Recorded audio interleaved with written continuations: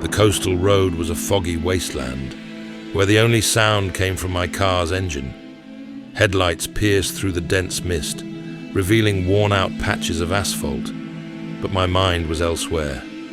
I'd been told something strange was happening in that seaside town. Lights in the sky, children with black eyes.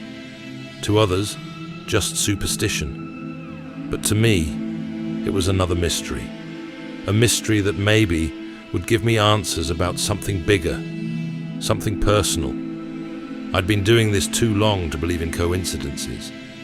That's why I took the case. It was always the same. An anonymous call, a promise of payment, and deep down, the hope that this would be the case that brought answers to the biggest question of my life. Where is my daughter? The car radio suddenly went silent, and the engine began to sputter. Damn it, I muttered, crushing my cigarette in the ashtray. Then I saw it, bright lights in the sky, forming perfect geometric patterns. The car completely died. And there, at the side of the road, a child was watching me, unblinking, eyes completely black. I stepped out of the car, the cold wind cutting across my face. As I approached, the child simply disappeared into the fog.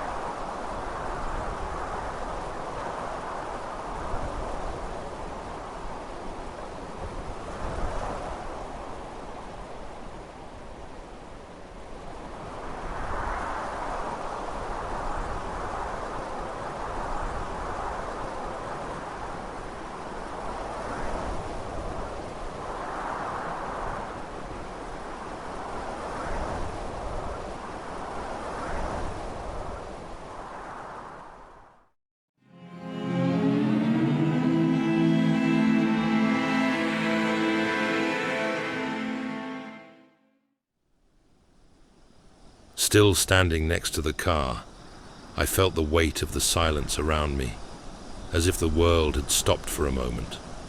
The fog crept along the road like invisible fingers, and the image of that black-eyed child haunted me.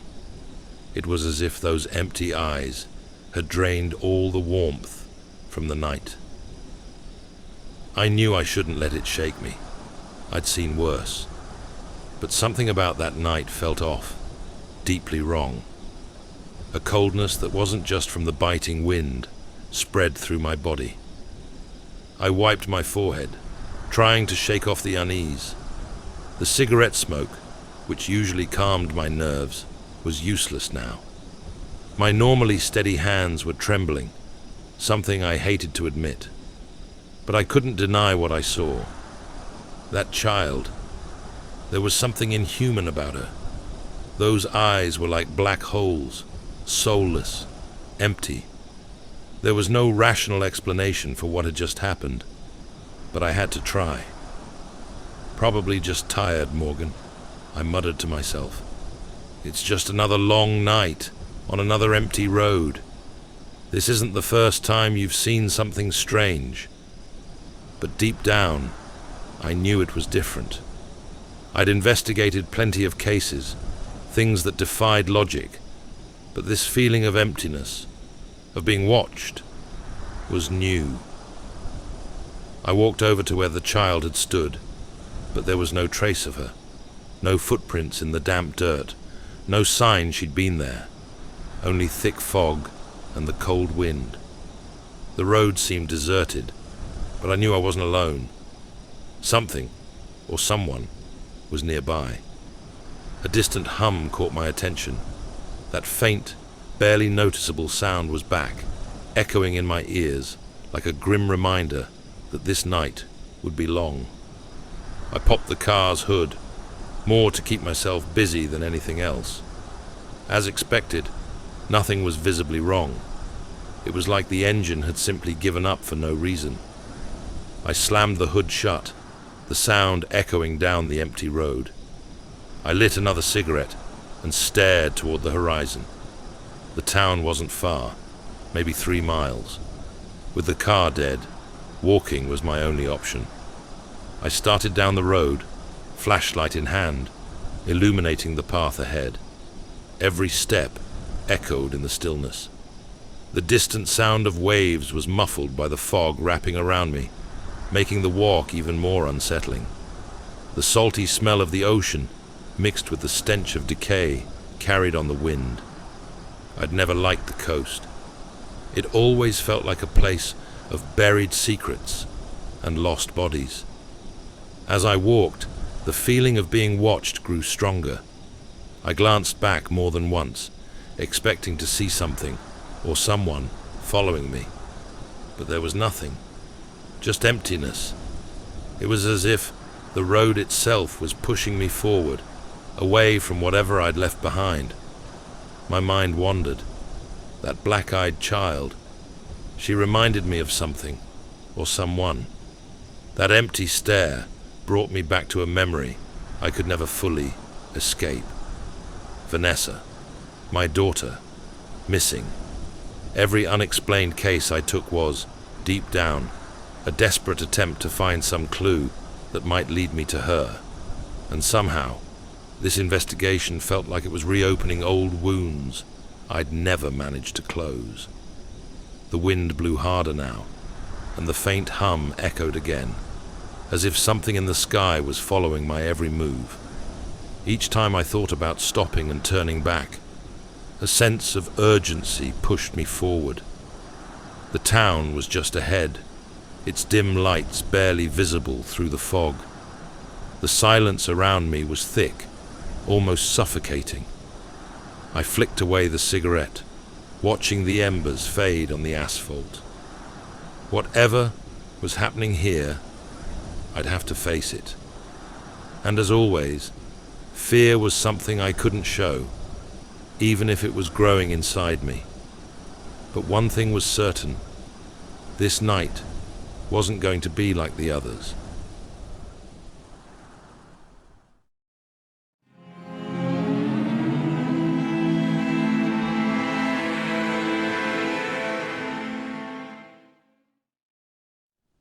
The walk to the city seemed endless. The cold wind blowing from the sea cut my face like invisible blades. The fog curled around my feet, turning the road into a tunnel that stretched forever. The sense of isolation grew with each step, and even though I knew I was close to civilization, it felt as though the world was far away, unreachable. The sound of distant waves was the only noise besides my footsteps. Even that sound, which usually brought some comfort, seemed distorted, like the ocean itself was hiding something. The salty smell mixed with the stench of decay in the air, making me nauseous. Everything about the coast felt wrong, like the town was being consumed by something unseen. My thoughts kept returning to the child. Those black eyes haunted me, even now, as I walked alone. I'd seen a lot in my life, but those eyes, they weren't normal. It wasn't just the fact that they were completely black. It was the emptiness, a total lack of humanity, as if the life had been drained from that child, or maybe she never had any to begin with. The fog around me moved in strange ways, like it was trying to swallow me, keep me from going any further. I pushed the feeling aside. I was exhausted, and exhaustion always played tricks on the mind. But I couldn't shake the sense that something, or someone, was watching me. This wasn't just paranoia. My gut told me that this night was going to be different from the others. My thoughts inevitably drifted back to Vanessa. I couldn't help it. Whenever I was faced with the inexplicable, she always came back to me. My missing daughter, taken without warning, without clues. Every case I took, every mystery I agreed to investigate, was an attempt, maybe a desperate one, to find some kind of answer, some connection to what had happened to her. And somehow, I knew this case wouldn't be any different. There was a personal connection hovering in the air, and that unsettled me more than the cold or the fog. The faint hum returned, barely audible, but unmistakable. That high-pitched sound, almost imperceptible, like the air itself was vibrating with a kind of energy I couldn't see. There was something about that sound that put me on edge. It wasn't natural. I'd heard similar sounds before, but never like this. It felt like a warning, something telling me to keep going, but also urging me to stop before it was too late. I looked ahead and saw the first lights of the town, dim, flickering, as if the town itself was trying to erase its existence.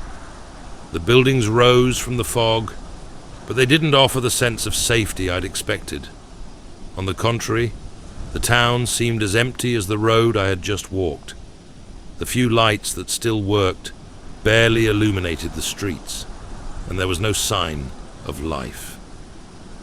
It was as if the entire town had gone into hiding, or maybe it had. I kept walking toward the police station. It was the next logical step. Carson Wells, the police chief, was my next lead, and as always, small-town police chiefs only have two options. Either they help maintain order and cooperate, or they're hiding the town's dirty secrets. I had a feeling Carson leaned toward the latter. The walk to the station was short, but the feeling of being watched never left me. Even on the empty streets, I felt like invisible eyes were following my every move. The distant lighthouse blinked intermittently, casting brief flashes of light into the dark sky. The low hum, mixed with the distant crash of the waves, only added to my discomfort. When I reached the station, I looked up at the worn, simple building. The flickering sign barely held on, and the lights inside were dim. I knew Carson would be waiting for me. I knew he had answers, but I also knew he wouldn't give them up easily. I took one last drag of my cigarette before tossing it to the ground. Whatever was happening in this town, it ran deeper than it seemed, and one way or another, I would find out what it was.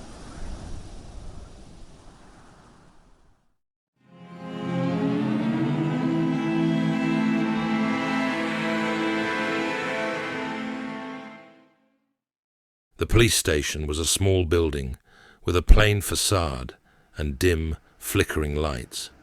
The sign, which should have been a beacon of order and safety, barely held on.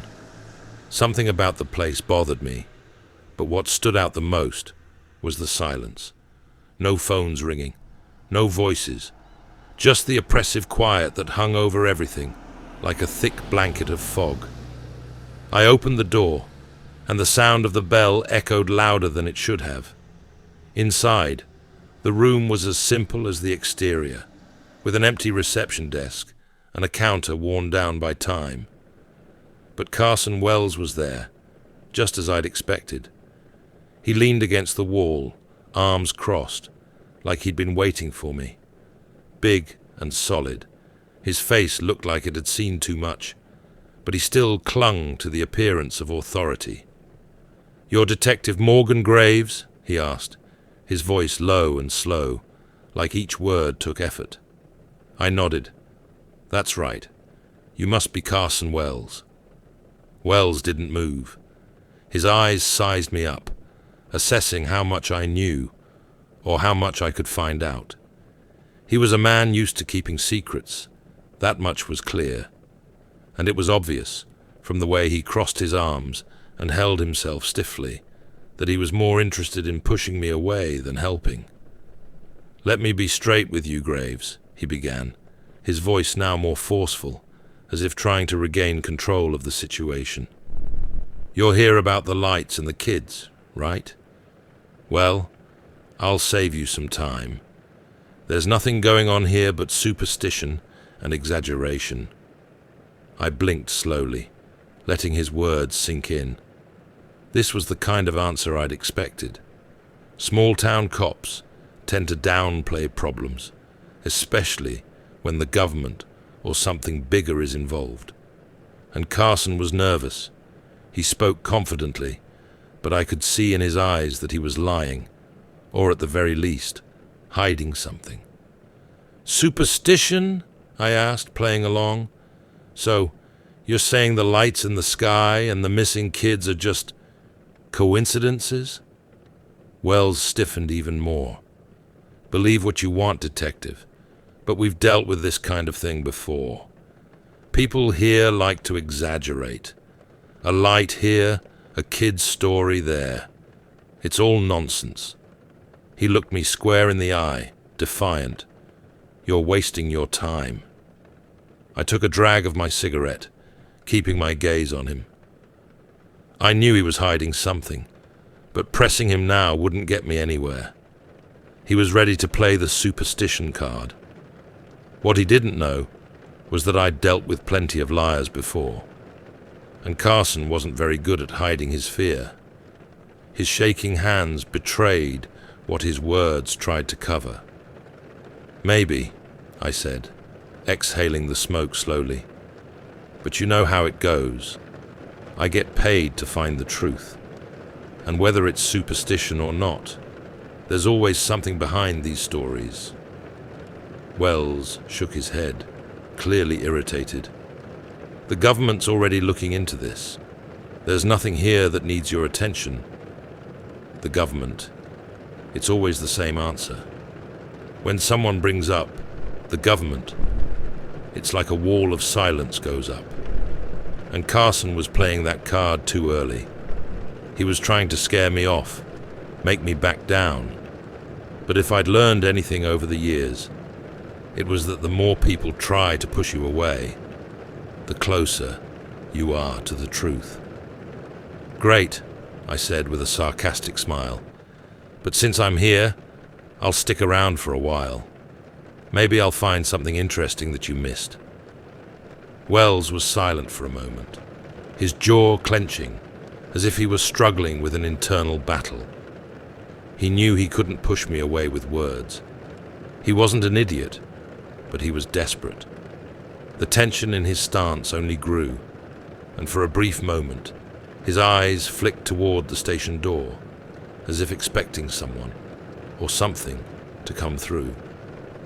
That small movement was enough to confirm what I already suspected. There was more going on here than he wanted to admit. There was fear in his eyes, not of me, but of something bigger, something he couldn't control. "Do what you have to," he finally said, his voice resigned. "But I'll say it again. You're wasting your time." I shrugged and turned to leave. I knew I wasn't getting anything more out of him today. He was scared, and that meant I was on the right track. Whatever was happening in this town, Carson Wells was in the thick of it. And now, I just needed to find out how deep. As I stepped outside the station, the cold night air hit me like a slap.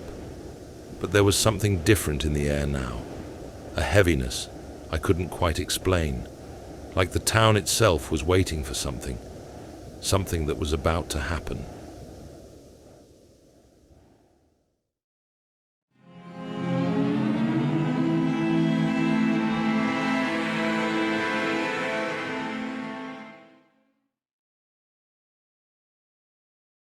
I left the police station and walked straight into the deserted streets.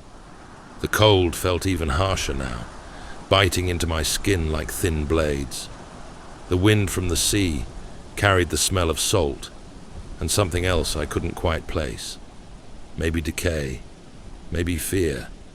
The few people I saw hurried along, faces buried in their coats, avoiding eye contact. The whole town seemed to be drowning in silence, as if it were hiding something from me. And I knew it was. I walked until I found a bar, one of those places that seemed stuck in time, with a faded sign and flickering lights. These places always hold good stories, and that's exactly what I was looking for. I stepped inside, immediately engulfed by the strong smell of alcohol and smoke. There were only a handful of people, none of them particularly interested in my arrival. I ordered a whiskey, lit a cigarette, and sat at the bar, my back to the door. My reflection in the mirror behind the counter stared back at me, tired and suspicious. The bartender, a middle-aged guy with a thick mustache, served my drink without a word. That was fine by me. I wasn't in the mood for small talk. I was interested in the people who tried to stay out of sight. That's when I noticed her, a woman sitting in the shadows watching me. She wasn't trying to hide it. Her eyes were fixed on me, and her face was partially lit by the dim lights of the bar. She had that look, like she knew who I was, like she'd been expecting me. The kind of look that says she knows more than she's letting on. She stood up and walked over to the bar, sitting down next to me. She ordered a whiskey, just like mine, and smiled slightly before speaking. "You're Morgan Graves, right?" she asked, getting straight to the point. I wasn't surprised. That direct approach was common for journalists, and from her confidence, I already knew who she was before she even said her name. "Who's asking?" I said, taking a drag from my cigarette without turning toward her. "Amelia Kane. Investigative journalist," she said casually, like she'd done this 100 times. "I've been in town for a few days, looking into the lights in the sky, the kids. I imagine you're here for the same reason." I gave a short, humorless laugh. "Looks like this town has a story to tell, and journalists love a good story." She smiled back, but there was a hardness in her eyes. "I don't need to make up stories, Graves. What's happening here is scary enough. And if you're smart, you'll realize you're dealing with something much bigger than just lights in the sky." I took another drag, blowing the smoke slowly into the air, before finally turning to face her.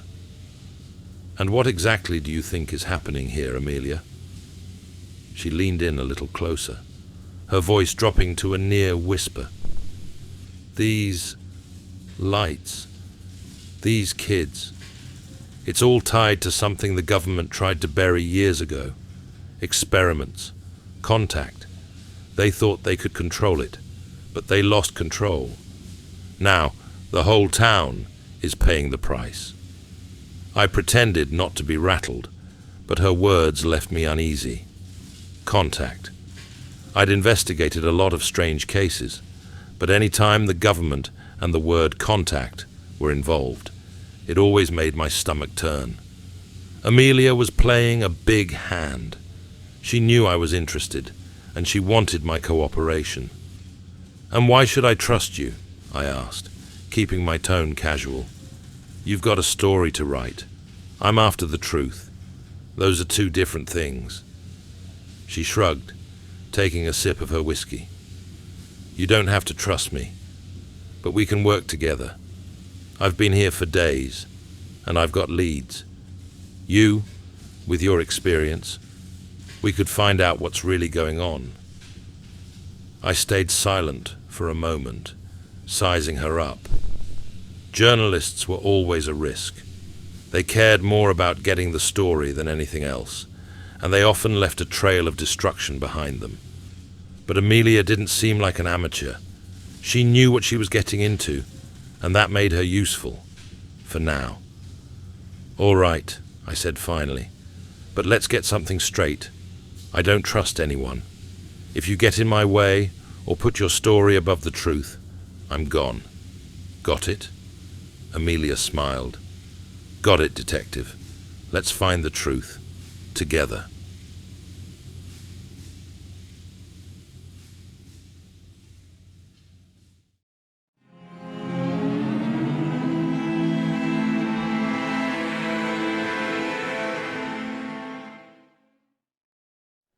The next morning, I met Amelia in front of the military base. The wind was stronger, carrying the smell of salt and something else, something metallic. The sky was heavy with grey clouds, as if the whole atmosphere was bracing for a storm, maybe something worse. Amelia stood by the entrance, arms crossed, staring at the base with a grim expression. "What do you know about this place?" I asked as I approached. She didn't take her eyes off the gate, like the place was alive, watching us. Decommissioned military base, supposedly abandoned for decades. They used it for experiments in the 50s and 60s, but the official reports don't say much. Locals say the light started after the base was shut down, she replied, finally looking at me. Most of the recent reports are coming from around here. People say they hear strange noises, see activity. Recent activity? I raised an eyebrow. The place looks dead. She shook her head. That's the thing. Dead on the outside, but someone, or something, is still active inside. I stared at the entrance. The main gate was locked, but Amelia was right. Despite its abandoned appearance, something felt off. The air was strange, charged, almost humming with invisible energy. "Let's go in," I said, leading us around to a section of the fence that had fallen. The usual way into places like this. We slipped through easily. Inside, the base looked as decayed as expected. Cracked concrete, broken windows, everything covered in dust and neglect.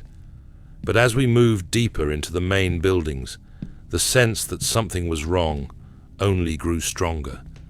The silence was absolute, but there was that faint hum in the air, vibrating through the walls and the floor, like the very place was alive with some hidden power.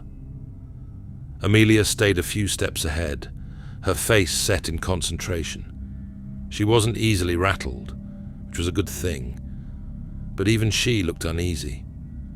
"You hear that?" I asked, stopping in my tracks. She nodded. "It's the same sound some witnesses reported hearing before they saw the lights." "That's not good." We kept walking through empty hallways and forgotten rooms until we reached what looked like an old command center. In one corner of the room, an ancient machine was still running, emitting that low, constant hum. It didn't make sense. How could something like that still be operational after all this time? "That shouldn't be on," I muttered, stepping closer to the machine. The control panel was covered in dust, but some buttons still flickered with weak light. Someone, or something, was keeping it active. Amelia started rummaging through a filing cabinet, flipping through old papers and yellowed files, until she pulled out a stack of documents. She skimmed them quickly, her expression growing darker with each page. These documents, they talk about experiments with electromagnetic waves and attempts to contact entities. They don't explain what that means, but they were trying to communicate with something beyond our understanding. A chill ran through me, and they failed. She nodded, her voice grim. They lost control of whatever they were doing, and ever since, the lights and disappearances have been happening. They left something behind. Before we could say more, we heard footsteps, fast, heavy, coming down the hall. I glanced at Amelia, who froze, her eyes wide.